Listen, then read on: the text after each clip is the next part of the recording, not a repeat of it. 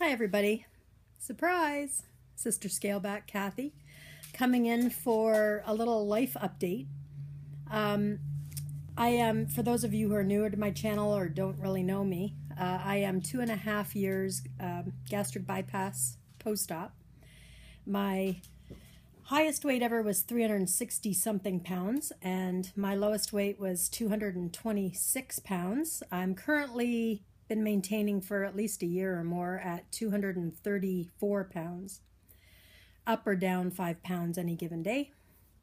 It seems to be where my set point is, where my body likes to be, and you know, I'm okay with that. I'm 50 years old, 5'10", have a large frame, so it really doesn't look like I'm 235 pounds.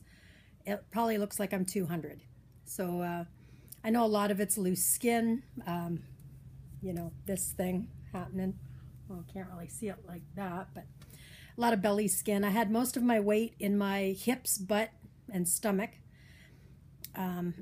So with some good control underwear, I can pretty much hold things in and look half decent. My husband, Mr. Natural VSG, Jerry, he also had weight loss surgery. He had the vertical sleeve gastrectomy 1 year after I had mine. So he had his October 22nd, 2015. He is just about a few months over a year post-op, and his highest weight was 301. He's currently 200, sometimes 197, sometimes 201. He fluctuates in between there. So 100 pounds lost for him. This video is actually more about my husband than it is me. Because we got some news today that, you know, one of the reasons my husband had vertical sleeve gastrectomy was to help with his kidney disease. He has chronic kidney disease where his kidney function gets less and less every year. And when he started, before he started his vertical sleeve gastrectomy, he was at about 60% kidney function, which is considered approximately stage 2 kidney disease.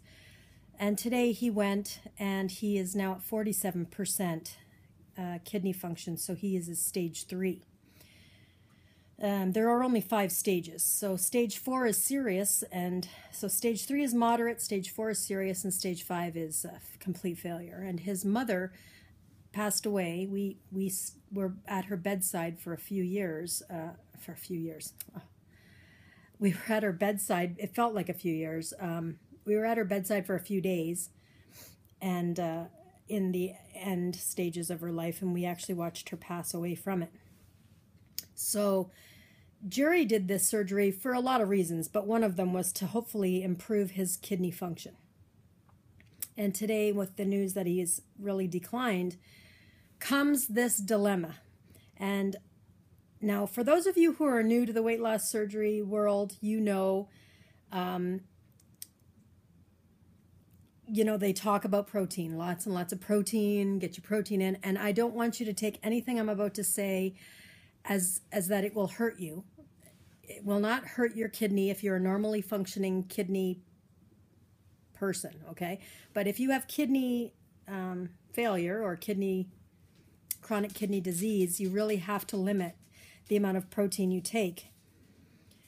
And so my husband has been really focusing on bodybuilding and taking protein supplements and eating homemade protein bars and eating lots of meat. And he loves meat to begin with. So that was all fine and dandy, but it turns out he's probably taking too much protein. We have to really curb that.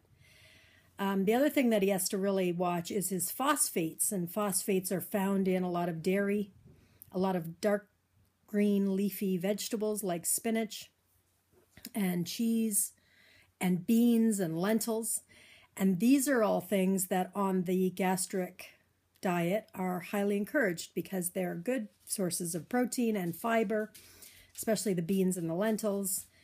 Calcium, and dairy is a good source of, or dairy and cheese is a good source of calcium as well as protein. And Greek yogurt is another thing that they tell you, you should have a lot of. It's a good form of protein. Now, the reason I'm bringing this up is because it's all in contradiction to what his kidney disease condition is going to require now. So I am now a bariatric person who has to have all the things I just mentioned, and I love all the things I just mentioned. And my husband is also a bariatric surgery person, but he cannot have all of those things I just mentioned, or he can have them, but in very limited quantities. So just to give you an idea, for his body weight, for the stage of kidney disease that he's not recommended to have more than 70 grams of protein. So that's not bad. That's okay, because, you know, bariatric surgery is 60 to 120, but because he was weight building, he was doing a lot more than 70. So 70 grams of protein, 800 milligrams or less of phosphorus. So phosphorus is, you know, organ meat, whole grain breads, which they say are good for you, but they're high in phosphorus because they contain seeds, and seeds and nuts are very high in phosphorus. Can't have any processed food, which that's okay. We've pretty much eliminated most of that from our diet. He can't have cheese, dairy, dried beans, peanut butter, which, you know, that's a decadent. And of course, you're supposed to limit your potassium as well. So now you're talking bananas and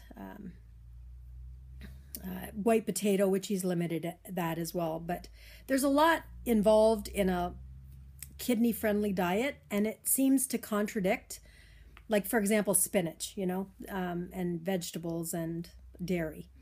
So we're going to have quite the lifestyle change, and it's going to be hard because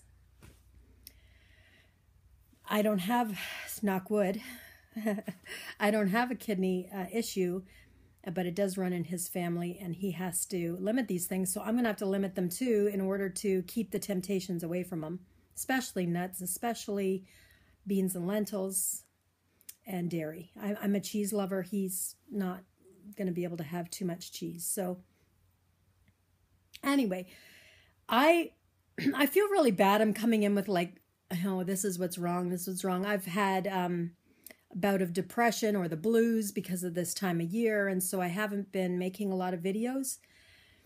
And then a friend of mine was saying, you know, that's when people need to hear from you, because it's not always roses. And I like to make positive videos, but sometimes things get overwhelming and you just have to get it out. I should mention my husband is 52, so he's 2 years older than I am. And it was a sudden shock to go from 60% kidney function to 47 in 1.5 years. So we thought the bariatric surgery would limit his, because he can't have the processed foods, and, you know, would limit his impact on his kidney. It actually has not. So be aware of that if you do have kidney issues, that you want to, you know, yes, protein, but there's a limit, and definitely a limit on sodium. Sodium needs to be 1,000 milligrams or less a day. That's difficult. Basically, he wants to avoid high fat, high sugar, high sodium, high everything. So I don't want to ramble. I just want to let everyone know what's happening, and I'm probably going to redo this video because it's terrible, and I had a glare in my glasses, so that's why they're up here. But otherwise, you know, oh, I should mention I am no longer working at that 12-hour-a-day job that I was in my last video talking about. It was great, great activity, great exercise, but they let me go, so obviously I wasn't fast enough, or I used to be really fast in the factory, but age is catching up to me, I guess, and maybe attitude too a little bit, I don't know. But anyway, all for the best, because Jerry did get a job after I lost my job, and so he is he's now working as a custodian in a high school, and it's a good job. He likes it because it keeps him active. We just have to work now on balancing the bariatric lifestyle with his kidney failure lifestyle. And if you guys have ever experienced anyone in your life with kidney failure, maybe give me some tips and hints below. Jerry has, like I say, his mom passed away with it, and I've had friends that have had issues with kidneys as well. But maybe you have something that I've never heard of before that that might help. So I hope you're all having a good winter, and it's been pretty mild here in southern Ontario, so I can't complain. So yeah, it's been a long time since I've been on YouTube, and I really am sorry, and thanks for sticking with me if you're there watching. And I miss everybody, and I'll try and do another update with Jerry again. He's a little bummed out at the moment about everything, so it might be a while. But that's what's going on with us. So have a great rest of your winter, everybody, and hopefully we'll see you in another month or two. Bye-bye.